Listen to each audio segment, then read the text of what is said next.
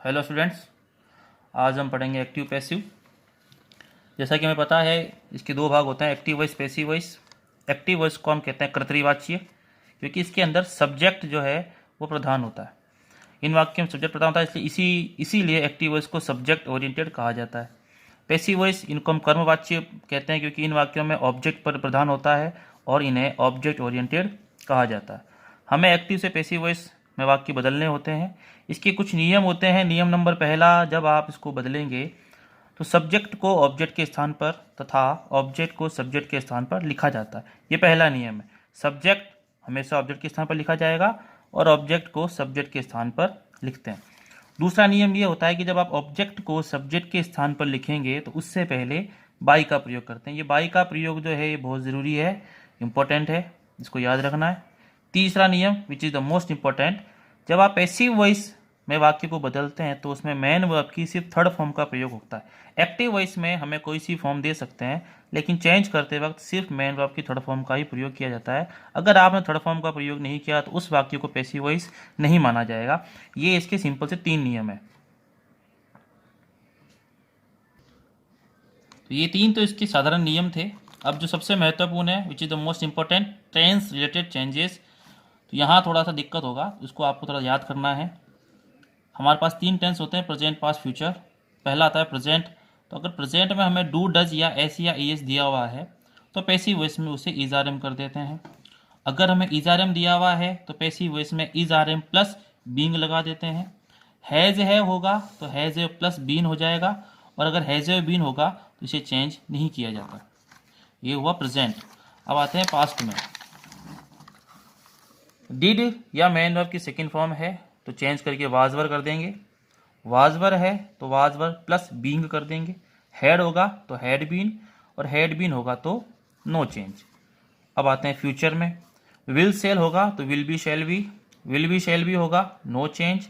Will have shall have, will have been shall have been, और will have been shall have been होगा तो no change. एक नियम passive voice में होता है, जिन वाक्यों में बी या बीन आता है उनका पैसिव वॉइस नहीं बनता।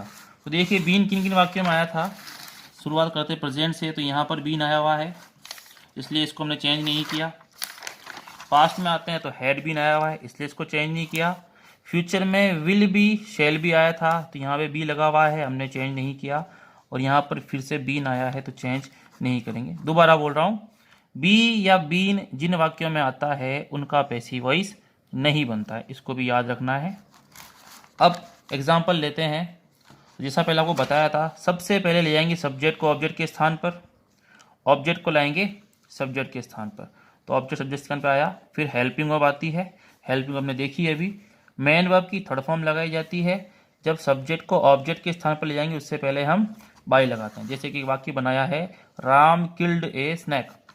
हमारे पास में ऑब्जेक्ट है स्नैक, इसको ले जाएंगे आगे सब्जेक्ट के स्थान पर। अब किल्ड, किल्ड कौन सी फॉर्म है, मेन वर्ब की सेकंड फॉर्म, और मेन वर्ब की सेकंड फॉर्म को हमने चेंज किया था वाज या वर में। ए स्नैक सिंगुलर है, वॉज आएगा। किल्ड की थर्ड फॉर्म किल्ड ही होती है।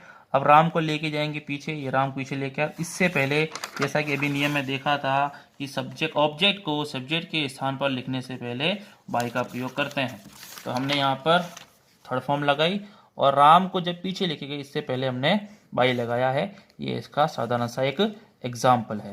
दूसरा एग्जाम्पल मैं भी आपके सामने लिख देता हूं।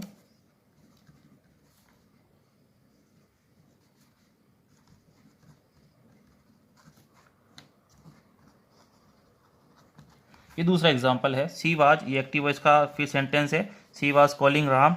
अभी हमारे पास में ऑब्जेक्ट कौन है, राम।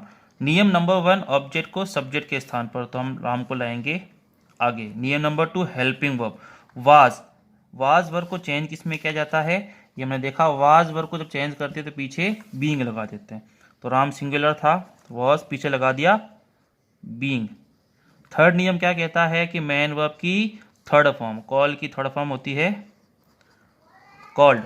अब सब्जेक्ट को लेके जाएंगे ऑब्जेक्ट के स्थान पर, तो शी का ऑब्जेक्ट हो जाएगा हर।